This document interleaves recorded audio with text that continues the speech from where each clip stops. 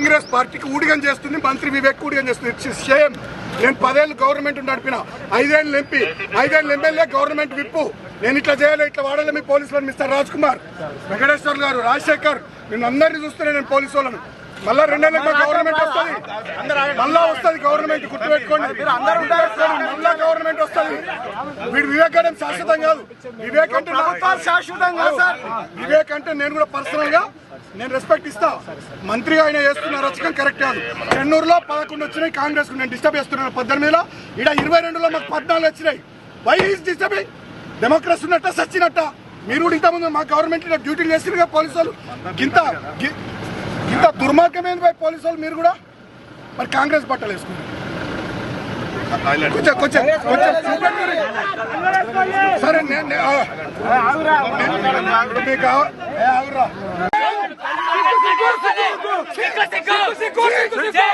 ఇది ప్రజాస్వామ్యమా? ఇదేనా ప్రజాస్వామ్యం?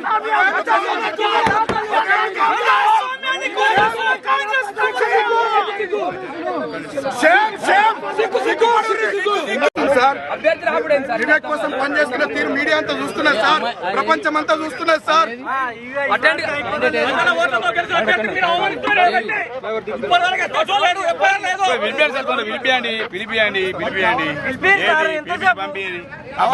కానీ నడవండి మంచిది ఎస్పీ సాబ్. అన్ని జనం చూస్తున్నారు, ప్రజలు చూస్తున్నారు. మంత్రి అనేటానికి సిగ్గుండాలి. మంత్రి అనేటానికి చేస్తాం సార్, బరాబర్ చేస్తాం. కామెంట్స్ కాదు, ఇంకా సీరియస్ గా చేస్తాం రాను మంత్రి మీద.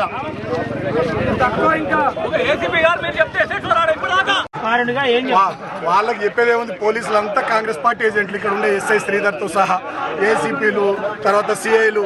సరే మా టైం కాదు ఇప్పుడు, కాంగ్రెస్ టైం. మా టైం వస్తుంది. నా ఏజ్ 42, ఇంకా 30-35 ఏళ్ళు ఈ ఏరియాలో రాజకీయాలు చేస్తే ప్రజా జీవితంలో ఉంటా. మా టైం వస్తుంది, చూసుకుందాం. జై తెలంగాణ.